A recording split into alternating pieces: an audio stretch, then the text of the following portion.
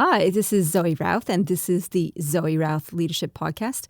I'm a Canadian Australian, hence my funny, twangy accent. And I love to work with CEOs and teams on the tough stuff in leadership, namely the people stuff. My guest today also loves the people stuff. Her name is Dr. Audrey Tang, and she is a chartered psychologist. So she's taken the people stuff to the nth degree. She's the author of 2 books, with a third one coming out a little bit later this year. She is an accredited speaker trainer. She is the resident psychologist on the Chrissy B Show, the only UK TV program dedicated to mental health and well-being. How cool is that? She is an absolute dynamo. She is full of energy. It was an absolute joy to speak with her. And we cover off on a lot of stuff in this interview, including what are some leadership insights from COVID-19 that we're experiencing, what we can do to build resilience in ourselves and our organizations to withstand these kind of shocks and unexpected occurrences, and how can we influence others by adapting our approach and leadership style. There's plenty of good juiciness in this interview. I hope you enjoy it. If you do, please press forward on your device and share this with somebody you think would appreciate the insights from Dr. Audrey Tang, like I sure did. Okay, let's get into it. Audrey, I'm so excited to have you on board. You're like a little ray of sunshine. How are you? I'm really well. Thank you so much for having me, Zoe. I'm so excited to chat with you.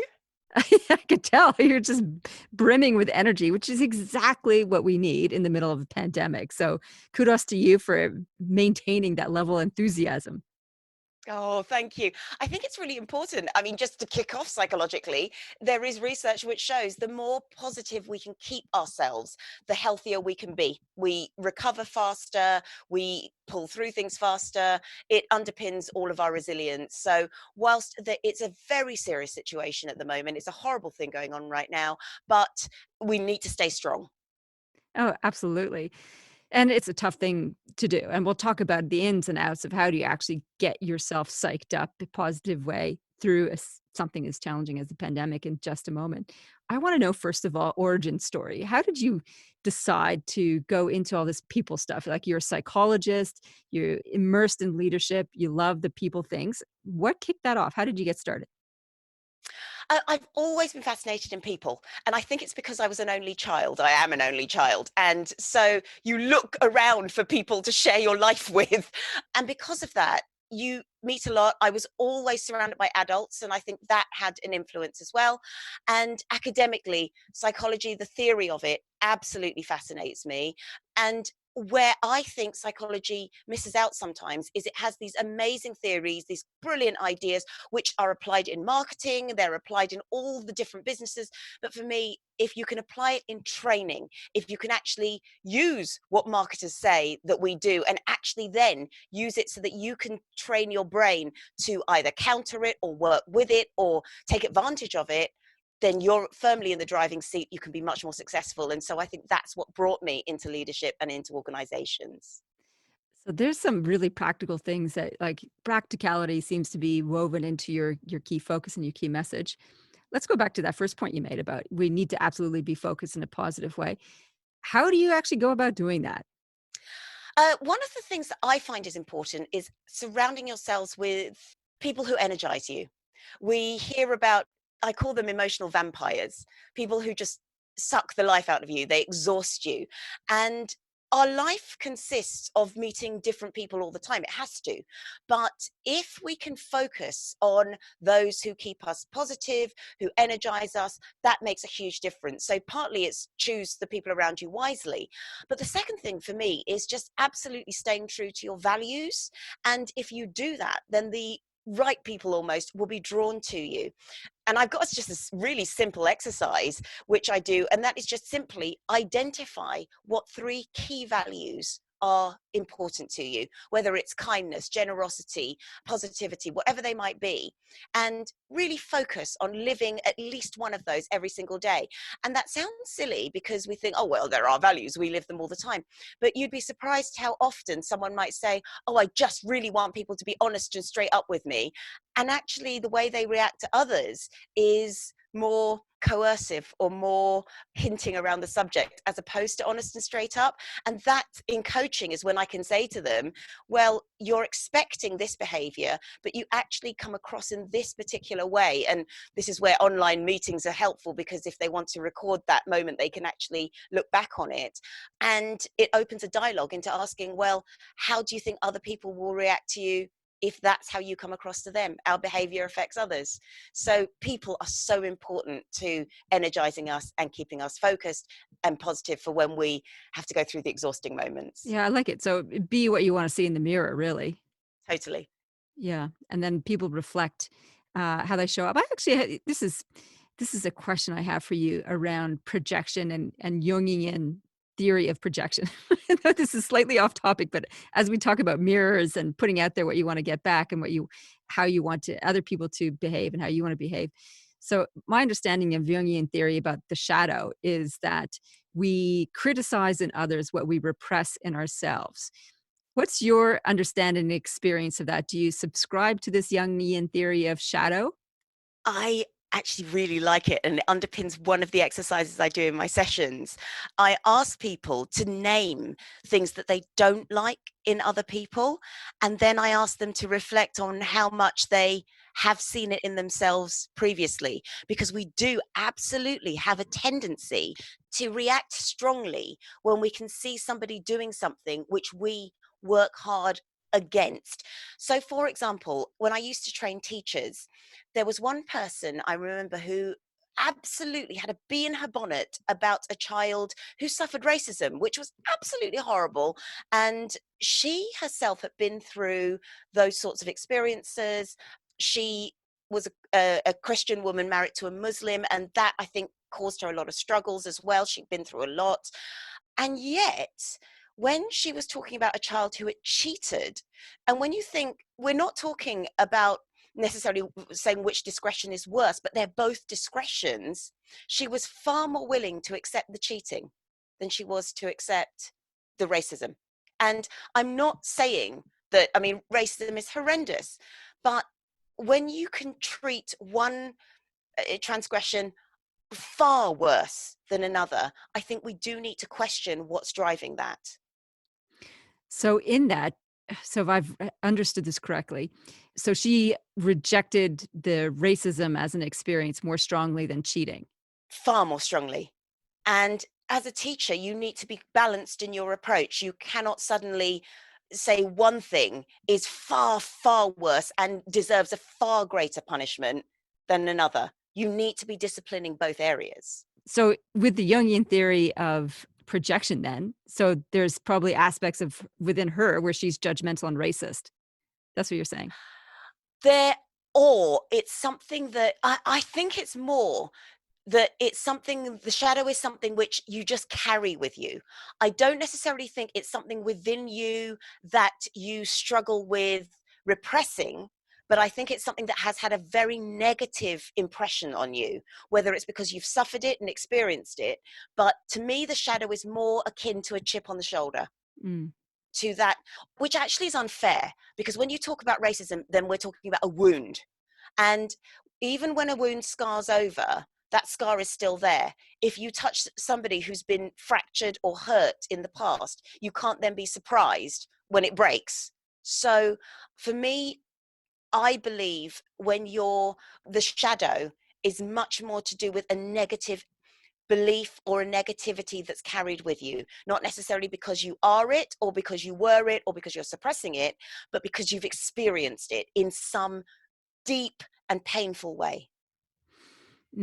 Okay, so that's a different angle looking It's a different, at yes, what we carry with us. yes. Baggage. I just call it baggage. Yeah, baggage, absolutely. But I like the use of Jungian shadow to explain that baggage. A lot of these theories, I do believe, especially in psychoanalysis, they can be outdated. They can be based on very shaky evidence. But what I like about them is they're easily accessible and they're easy to understand. And because of that, they work very well as a metaphor to try and explain a lot of psychological concepts that are going on right now, like baggage. It's a good accessible metaphor to be able to use. Mm.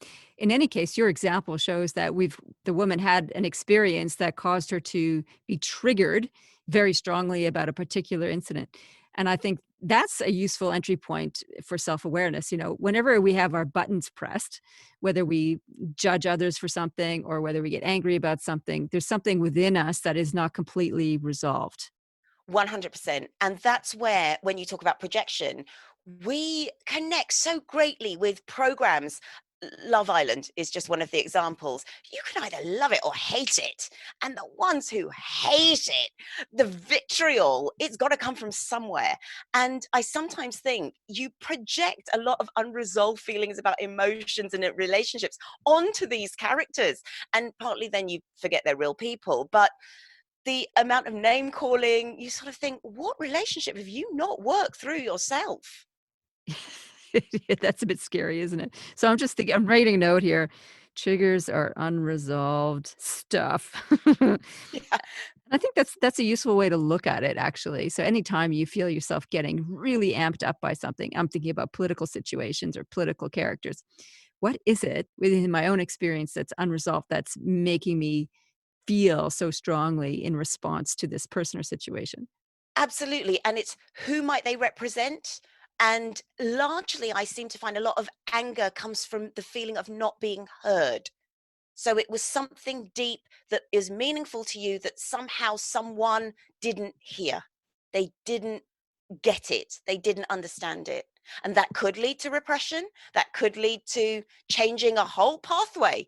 But that's often where the crux comes in.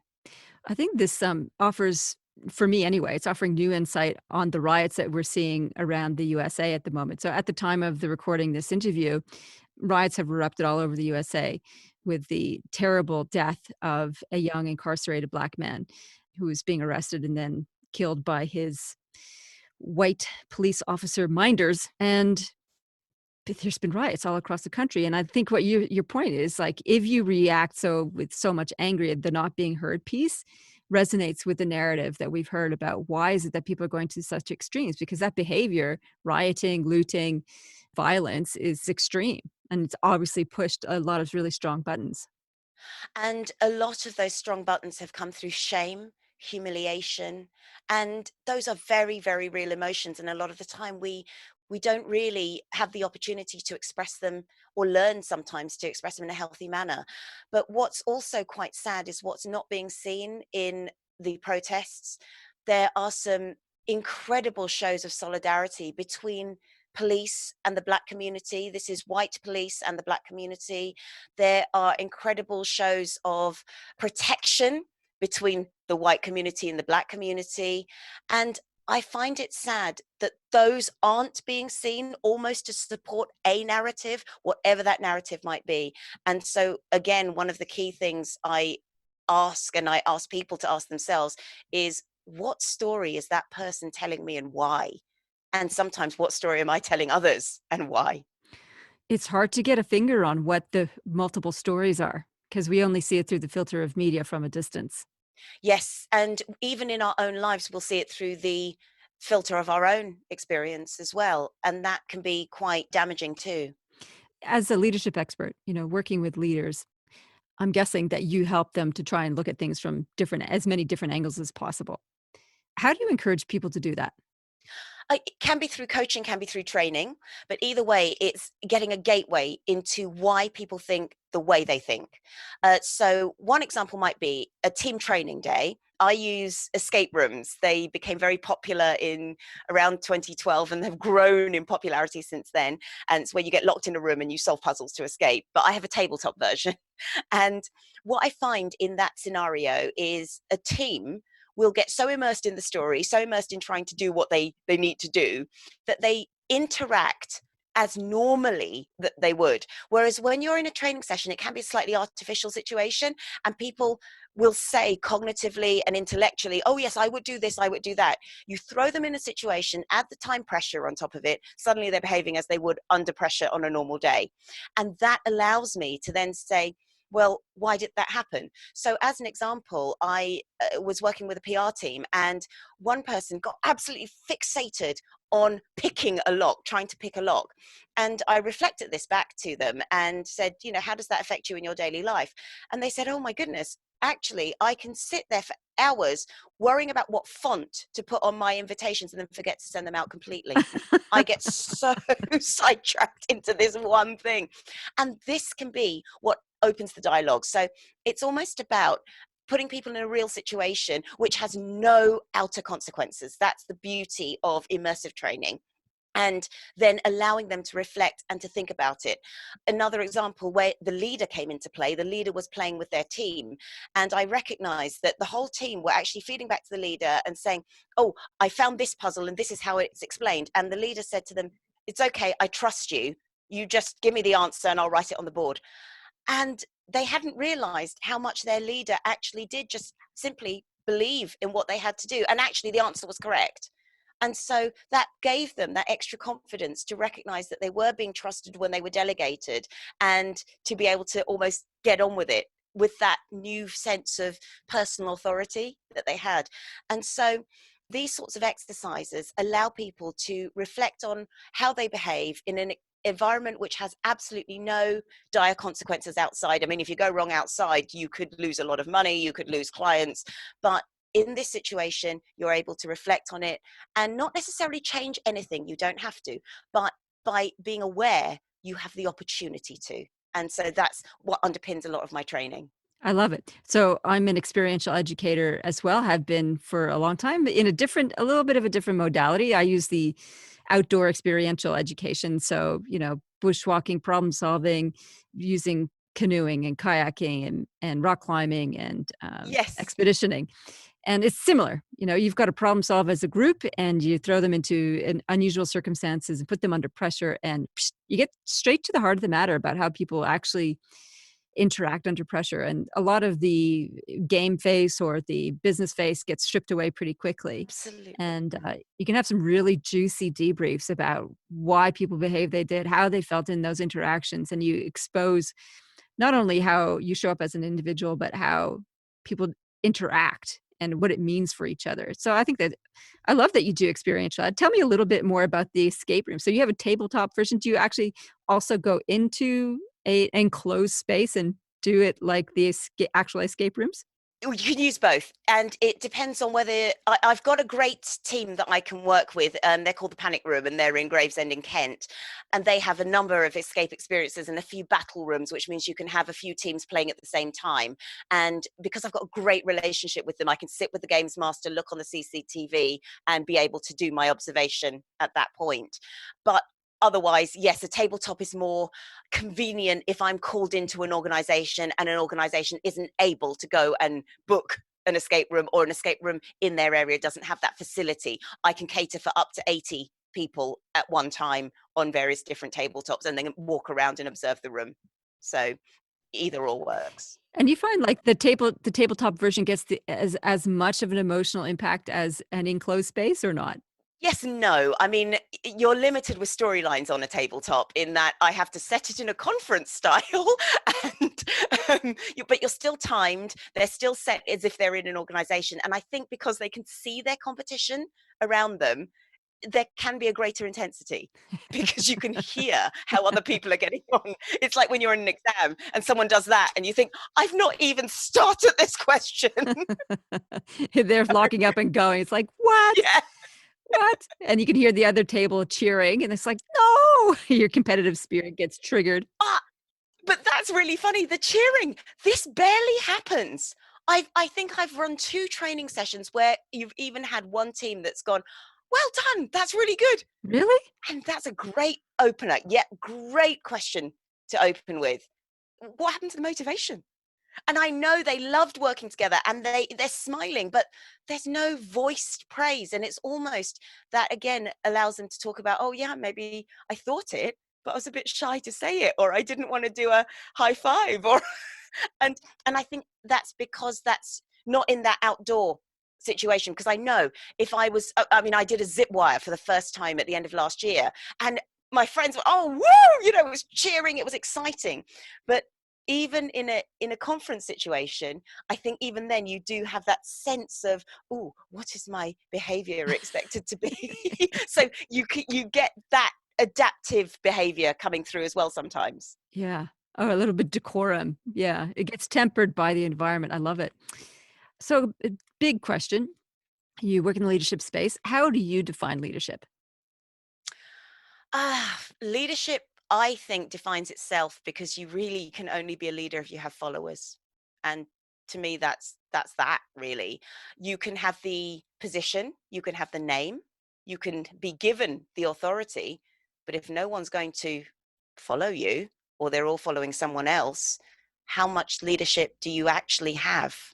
And that's why I think I'm so focused on the person and who you are and how you lead, because you don't have to lead in the same way. I do another exercise, which is an aerobics class, where every What? delegate, yeah, every delegate has to come up and take one bit of the class. It's a tag team. So you do 8 steps and then you tag someone else in, they do 8 steps.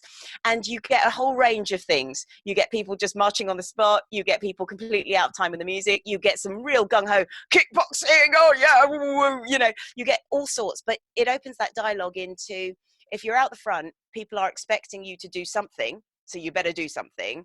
You don't know when leadership's going to arise. You won't get on with every single style, but people will follow it if they know they have to, but they will have preferences. So for the leader, what they can realize is, well, my style is this, but they will follow that. And I followed that when I had to. So what you can learn from that is you don't have to be a certain person. You almost have to just be you, have something to say, and say it well. And that's when people follow you. So for me, leadership is just simply when someone's going to follow. Wow, I'm fascinated. So you get I'm just stuck on the aerobics thing now. Imagine these people getting up. So they're briefed to get up there and do 8 steps in whatever style, manner that they choose, the idea of guiding the rest of the group. Yes, yep. And everyone has to do it. And I've done it in conferences as well. where I've had volunteers in that case, but the whole floor is up there. And yes, it's weird. And yes, you do have CEOs sitting there probably thinking, oh my goodness, what's that? But in the debrief, I also go through that. And I will say, it's okay if you thought that. But then if you're introducing, as a leader, if you're introducing change to other people, some of them will be thinking that too. They'll be thinking, oh my goodness, why am I doing this? How are you going to convince them? So it again allows you to talk about so many different aspects of how you can encourage people. Yeah, I love it. That's great. So I'm curious about this then. Does the whole idea of energy and persuasion come up in those debriefs? Yes, but in the sense of, how do you persuade? How do you energize? And sometimes when it comes to energy, you can talk about different styles. Some people energize simply just by being and doing. They don't have to be, I'm quite peppy, I'm quite a cheerleader type of person, Really? but it doesn't, well, yeah, no, how could you tell? But it really doesn't work for everybody. And certainly I'm lucky to have a couple of clients who are very different, and I work coming across very differently for them as well. And if you can adapt, you are more flexible and are more likely to be able to engage many more people and persuade many more people. So again, I think with engagement and persuasion, you've got to talk about flexibility too, the ability to adapt, the ability to read the room and modify your behavior according to what's needed. You are still imparting the same information, the same material, but you have to allow other people to digest it in their way. And if you can say it in different manners, and if you can come across in slightly different ways, then that really helps. I like it. So you can encourage them to think about the aerobic style leaders and going, okay, well, sometimes you might have to be drill sergeant and sometimes you might have to be Pepe Le Pew. Yes, absolutely. And sometimes you just write it on the board and leave it there. Let them get on with it. Yeah. Okay. Cool. So leadership lessons in COVID-19. So like you, I've been watching what's going on, observing leaders in situ and what's going on. What are your insights from what we're experiencing? There was a lot of, I don't want to say unpreparedness, because I think that is unfair. I don't think anyone really can prepare for something of this magnitude.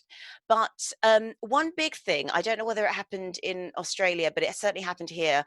We hoarded toilet paper. I'm not entirely sure how we all thought we'd cure a disease with toilet paper, but nonetheless, we hoarded toilet paper. We had the TP saga as well. Yeah, it's amazing. Yeah, how are you going to cure with that? But anyway, looking a little bit more deeply into this, it all became, oh, well, it was panic buying. And then I was asked, as a psychologist, why was there all panic buying? And yes, panic buying is a form of feeling in control. And then when the supply runs out, that is when you panic and buy some more. But when you go a little bit deeper, what actually happened as well was it was the supply chains that are broken down. Because leading up to the pandemic, our lifestyles had changed. We'd become much more, oh, I've run out of toilet paper, I'll just pop down the shops and get a roll of toilet paper. That's how shops were supplying. It was just on that immediate demand. And the supply chain had been leaned down so much to cater for it that suddenly when everyone wanted to stock up for the next month, that wasn't possible. Whereas if we'd actually maybe gone back 10 years, say, where the monthly shop was the norm, then maybe there would have been stock. Really? That was a norm? There was a norm. There was a norm. We would do it, the weekly shop, the monthly shop, that kind of thing. But we've become the consumerist behavior has changed quite a lot. And organizations were changing to respond to that. But the problem is, same with cuts, same with redundancies, same with streaming down departments. If you go too lean, then there's no flexibility. There's no give. You're so at the wire that there's nothing you can do about it. So one of the biggest lessons that I now teach organizations is how lean is lean. If you're going to make cutbacks, if you're going to stream it down, make sure you've got either some give or make sure your network is strong enough that you know who to go to if you have run out. Oh, that's really powerful insight. And what do you mean? Like, do you mean that in terms of human resources or Anything, whatever it is that you are cutting down. And it's necessary to cut certain things. It's necessary to trim the fat, as it were. But make sure when you're trimming that you have that plan B to go to, which means that if you have to build a relationship with a contractor, or you have to build a relationship with somebody else or another organization, or you have to have a team that's able to cope, that you have them. I mean, related to that, because I use gaming as a metaphor as well a lot. Sometimes you need to have a number of different skills and a workforce that has a number of different skills, because certainly at the moment we have people who are over a certain age group or who may have certain underlying conditions and they're shielding, so they're not allowed to go to the workplace. And if you don't have a workforce that could adapt and take on their work, then you have a problem as well. So it doesn't hurt to have some people with a general ability, or certainly at the moment, if you have a general ability, if you have that ability to be able to step into anything, to be able to turn your hand at something and have a go at it and do it, this is your opportunity for the understudy to become a star. So sometimes it doesn't hurt to be a bit of a jack of all trades, even though that sometimes is frowned upon. We look for specialists, we look for niche workers, but you wouldn't ever start, say, a Dungeons and Dragons campaign. I know that's not cool, maybe, but you wouldn't start one of those with all warriors or all merchants or all soldiers. You would have a variety of skills. And when you're skilling your character, you would give them, your warrior is not just strength, strength, strength. They will have some other abilities. So the more you have got a workforce that can turn their hand to other things, again, the more likely it is you will survive in a crisis. so these are really lessons in resilience and redundancy. So that's what I'm hearing you say, is that people have thrown out the idea of resilience and having redundant systems and just going to like we're just like a smooth, lean operating machine. But if something shakes it, it all collapses. Precisely. And my next book is, in fact, The Leader's Guide to Resilience. And strangely enough, I started it before COVID-19. I'm finishing it at the moment. And it's really been able to you sort of grow from what I'm going through and experiencing right now and what I'm seeing. And one of the things I've recognized is that resilience comes in 3 dips. You have to navigate 3 dips. The first is you have to survive. There's a crisis and you have to survive. And if you then survive, and this is where we're getting to right now, you're exhausted. Soon, our key workers, they're going to be on their knees. The community spirit is not going to be as strong as it was when it first started. You're not going to be running on adrenaline anymore. And through exhaustion, you have to rebuild your business. That's when you need your collaborations, you need your network, you need other people to help you. And then when you're finally at normality, when people talk about the new normal, or some people want to go back to the old normal, the way I see it, why stay at normal?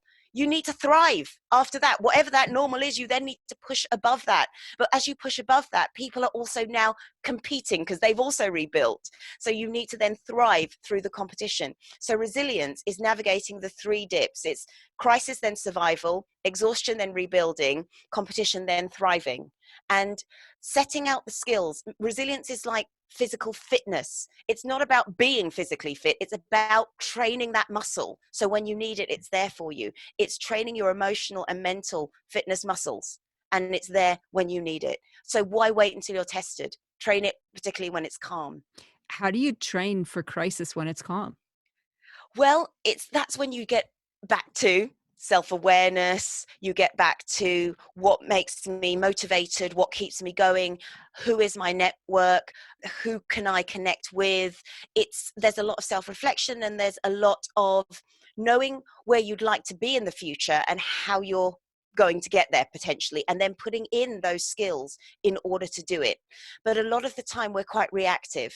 All of these things we can do when we have to change or we have to have a restructure. But if we set the planning in motion now, if we think right now, okay, well, when we get through this, where does my business need to be? How is my market changing right now? So if we're lucky enough at the moment to have downtime in our homes, in our comfortable environment, now is the time to think about, what is my new normal going to look like? At the moment, for example, building resilience when it's not necessarily calm, but if you are lucky enough to be having some downtime in your home, then think about, well, you're not seeing certain commitments, you're not being part of certain commitments. What are you actually missing? Then when you rebuild the ones you're actually missing. So if you take the time now to think about it, think about what matters, think about what's important, think about what skills you need to have, and not just the skills that you need or want right now, but the skills that are going to benefit you in the future. This is the time to do it. And so that's what I mean by planning ahead. When you're not in crisis, it's the best time to lay the groundwork. So if you're lucky enough not to be in that key worker position, and certainly be grateful for that, but use the time. That's really good. That's really, really helpful. So you have lots of great advice for people. What's a piece of advice that someone has given you that's been really good? You can't save people from themselves. That's probably one of the biggest pieces of advice. And as a leader, as a coach, psychologist, a caring person, we want to help. We really want to help. But if some people aren't ready to come round to that just yet, then you've got to let them come there in their own time, because at the end of the day, they are adults. You have no right to change their life. And we can just keep banging our head against a brick wall and exhaust ourselves, whereas we could actually turn our energies somewhere else and be ready to return less angry or resentful when that person is ready. So simply, you can't save people from themselves. Just don't keep pushing and enforcing yourself on somebody when it's just not going to happen yet. I think that's a lovely insight, because as caring people, we want the best for others, and we can see them doing self-harming type of behaviors or self-sabotaging kind of behaviors. We feel like we must help them. We must stop them from doing that. Yeah, you can go so far. You can signpost, you can support, you can give advice, but if you are just so consumed with that one person at the expense of all those other people you could be supporting as well, you can only go so far. So it's another way of saying you can only lead a horse to water, but I think just sort of putting the person back into it is quite important. Mm.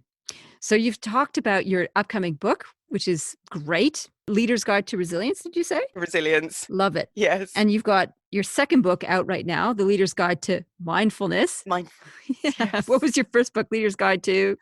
No, the first book was Be a Great Manager Now. Be a Great Manager Now. Then I started writing for the Leader's Guide series. Yeah, wonderful. So the book that you've currently out there, The Leader's Guide to Mindfulness, what is the number one strategy you'd tell people that they could walk away with? Mindfulness is not an extra skill that anyone's telling you to learn. It's a way of pressing pause, which gives you the space to reflect, reframe, and then restart in a more effective manner. It's anything that allows us that moment of calm, that allows us that moment of serenity in the madness that goes on in the world, because our world is so fast paced. That is one of the most valuable moments that we can have, because it allows us to just stop that treadmill. It allows us to take stock, check our compass, see whether we're still heading in the direction we meant to head. And it allows us to say, hang on a minute, let's just make that change. And so the whole book, it comes in lots of different ways, lots of different exercises to encourage that, but it's all leading to the same point. Any of those exercises encourage us for that moment to just stop, broaden our mind, and think differently. Yeah, I love it. That's a great way to finish the podcast interview. I love it. Great insight into mindfulness. Audrey, thank you so much for coming on the podcast. It's been an absolute delight listening to you and hearing your perspective on leadership, on resilience, on so many different things. And I'm so grateful to have you. So thank you. Thank you so much for having me, Zoe. It's been absolutely brilliant. It's been so much fun. In the UK, it's 6:45 in the morning, and you've got me up. Fantastic. But it's been great. What a great way to start the day for me. Wow, you're looking pretty scrubbed up and wonderful considering it's so bloody early. Well done. Thank you. Hey, that was super fun. She is such a fun person to interview. I just love her energy. It was a delight to speak with her. Could have spoken to her endlessly about many things. Probably the thing that's sticking with me most out of this interview is the question, how lean should you go? And I think this has got applications in so many different worlds. You know, if you look at athletes who go too lean and they get sick easily and crash out because they've got no reserves. If you look at organizations that cut their resources too thinly, they've got nothing to shock absorb if they lose a key person, say, for example, or if a key supply chain gets decimated by some incident or other. I think the whole idea of building redundancy to create resilience in your personal and professional life is a really important one. And I'm thinking about the resilience and redundancy and connections in my own personal world and how important it is to nurture these in good times so that they are there in bad times. And even though we're in bad times, we can still nurture them. So key takeaway from me is how to build redundancy and resilience across all the aspects of life and work. Phew, I love this interview. I hope you did too. If you did, please press forward and share this with somebody that you care about or on the socials. You know how people love to get recommendations from cool folks like you. Thanks very much. In the meantime, live well, lead well.